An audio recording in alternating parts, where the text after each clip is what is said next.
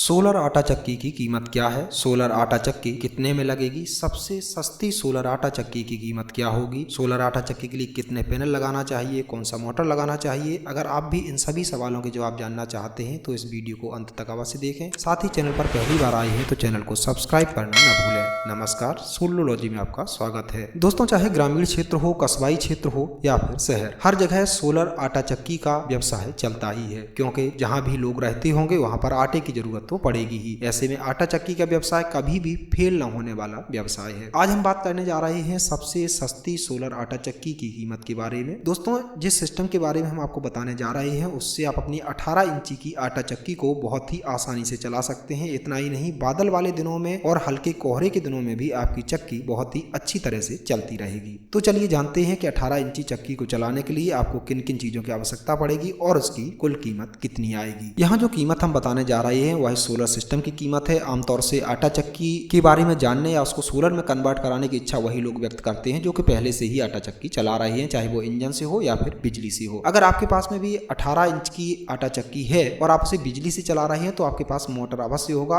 अगर आप बिजली से नहीं चला रहे, उसे इंजन से चलाते हैं, तो आपको इसके लिए 7.5 HP क्षमता का 3 फेस मोटर खरीदना होगा। इसके बाद बात करें सोलर सिस्टम की कीमत की। 7.5 HP की मोटर को बहुत अच्छी तरीके से चलाने के लिए आप यहाँ पर 550 वाट के 16 सोलर पैनलों का प्रयोग कर सकते हैं। आप चाहें, अगर आपका बजट कम है तो 15 सोलर पैनल में भी आपकी चक्की काम करेगी, लेकिन 16 सोलर पैनल लगाना थोड़ा सा ज्यादा बेहतर रहता है ताकि खराब मौसम में भी आपकी चक्की अच्छी तरह चलती रहे। इनका टोटल वाटेज हो जाएगा 8800 वाट। रेट की बात करें तो इस समय जो सोलर पैनल का रेट है वो आपको लगभग 24 रुपए से लेकर 27 रुपए के बीच में आसानी से मिल जाएगा। इनकी स्टैंडर्ड कीमत हम मान लेते हैं 25 रुपए पर वाट। तो ऐसे में 2,20,000 रुपए के आपकी टोटल सोलर पैनल हो जाएंगे। यहाँ पर BFD आपको हमेशा ज्यादा क्षमता की लगाने की सलाह दी जाती है। उसका कारण यह है कि कभी आप चक्की की क्षमता बढ़ाना चाहें या साथ में स्पेलर या कोई दूसरी मशीन भी चलाना चाहें तो उसके लिए आपके पास एक विकल्प रहता है कि आप जब चाहें सिर्फ सोलर पैनल को बढ़ाकर आप अपने सिस्टम की क्षमता को बढ़ा सकते हैं। BFD यहाँ पर आपको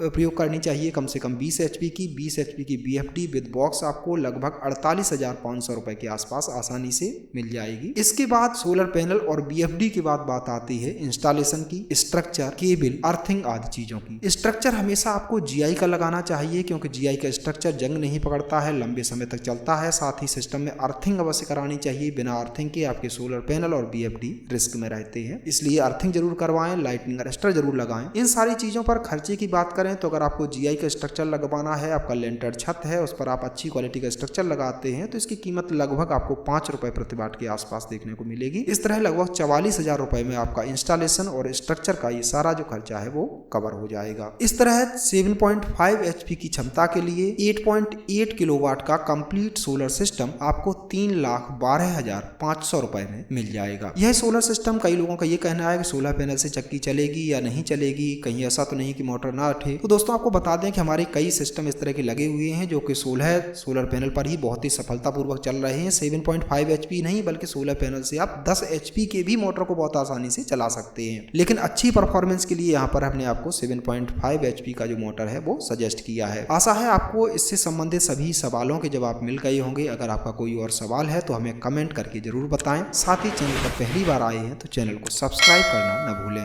धन्यवाद।